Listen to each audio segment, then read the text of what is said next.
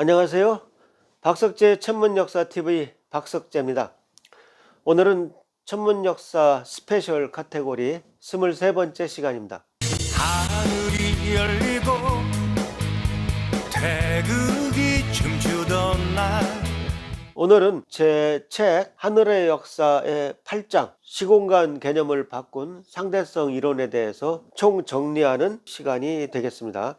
그 하늘의 역사 8장은 먼저 우주신령과 제자들 네 번째 포스트에서 시작이 됐습니다. 우주신령과 제자들 네 번째 PPT를 보면 공간의 수축과 시간의 지연에 대해서 처음에 도입했습니다. 아인슈타인의 특수상대성 이론은 시간과 공간에 대한 이론이다. 시간과 공간에 대한 이론이다. 중력이 없기 때문에 휘어있지 않고 평평한 시간과 공간이다. 거기서 제일 중요한 요지가 뭐였죠?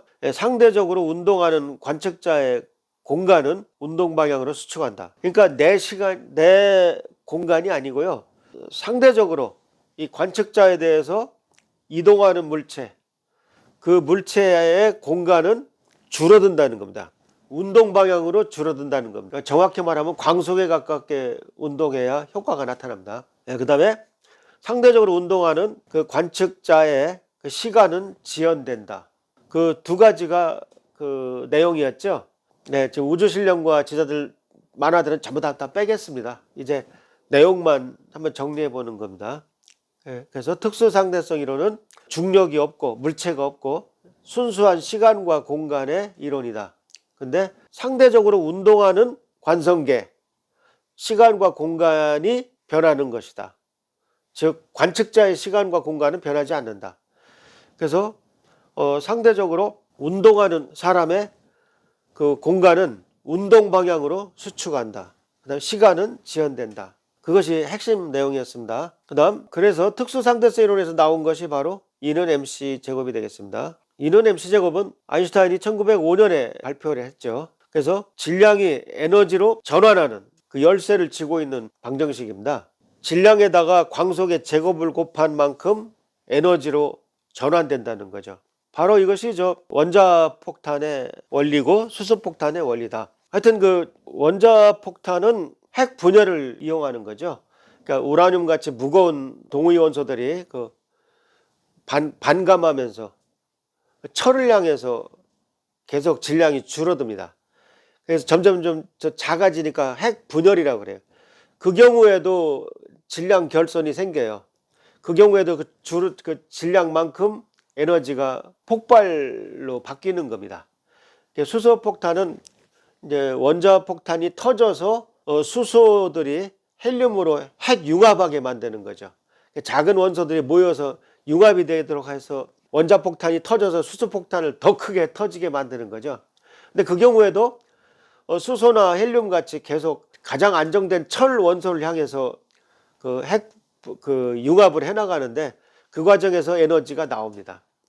그러니까 마치 이런 것 같아요. 이렇게 어떤 그릇이 있어서 이쪽에다 구슬을 놔도 굴러내려가고 이쪽에다 구슬을 놓고 놔도 굴러내려가죠. 그러니까 원자핵이 가장 안정된 바닥 상태가 철의 원자핵이고 그보다 가벼운 수소나 헬륨 같은 것은 핵융합을 해서 철을 향해서 가고 우라늄이나 플루토늄 같은 것들은 핵 분열을 해서 철을 향해서 갑니다. 그 과정에서 에너지가 나오는 거죠. 질량이 에너지로 바뀌고 마찬가지로 vice versa 반대로 엄청나게 높은 에너지가 입자를 쌍으로 만들기도 해요. 그래서 쌍 생성을 시킵니다. 입자와 반입자. 예를 들어서 전자와 양전자, 양성자와 반양성자. 입자를 페어로 짝으로 이렇게 만들어요. 그래서 페어 프로덕션 또는 페어 크리에이션이라고 합니다. 그래서 만들어진 입자는 또 바로 자기네끼리 또 만나서 다시 또 에너지가 되게 돼요. 그래서 그걸 입자와 반입자가 만나서 쌍소멸된다. 페어 어나일레이션 이렇게 말하기도 합니다.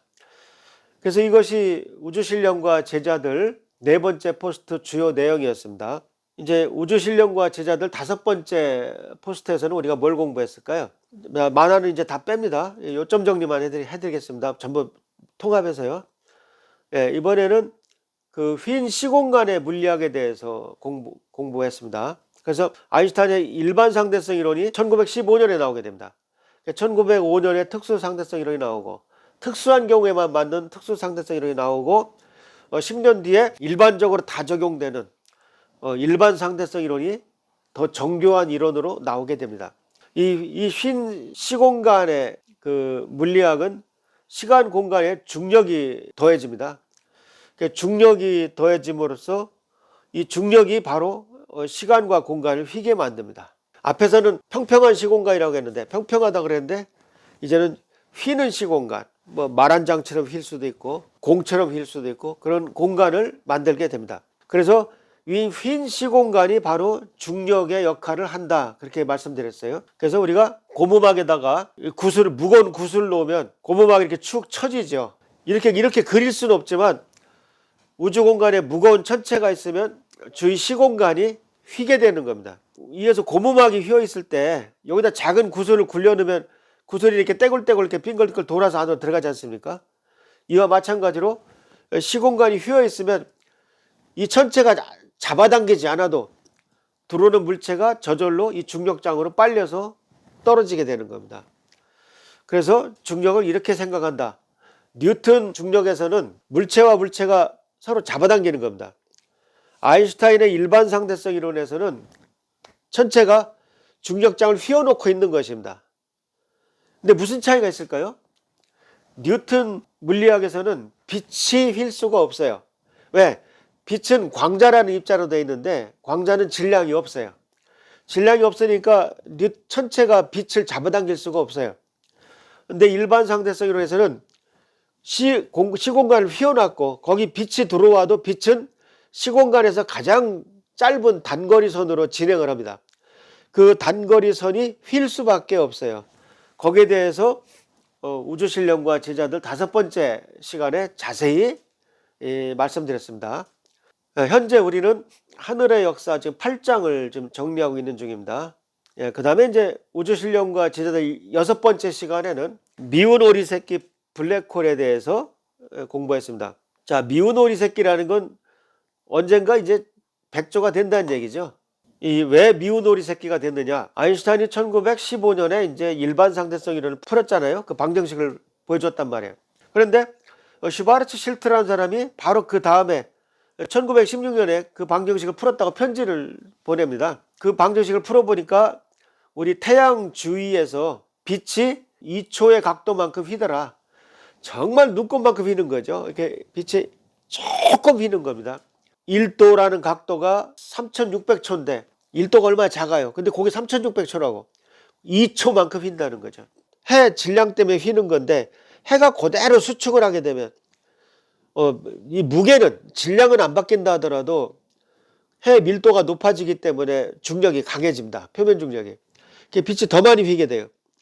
그래서 마침내 해가 반지름 3km가 되게 되면 빛이 휘는 게 아니라 빨려 들어가게 됩니다. 그런데 우리가 해를 3km로 만드는 거는 그거 가스 덩어리니까 잘 하면 되겠네 생각할지 모르겠는데 이거 불가능해요. 어떻게 보면 처음 사람들이 생각했을 때는 불가능하다고 느껴졌어요. 왜?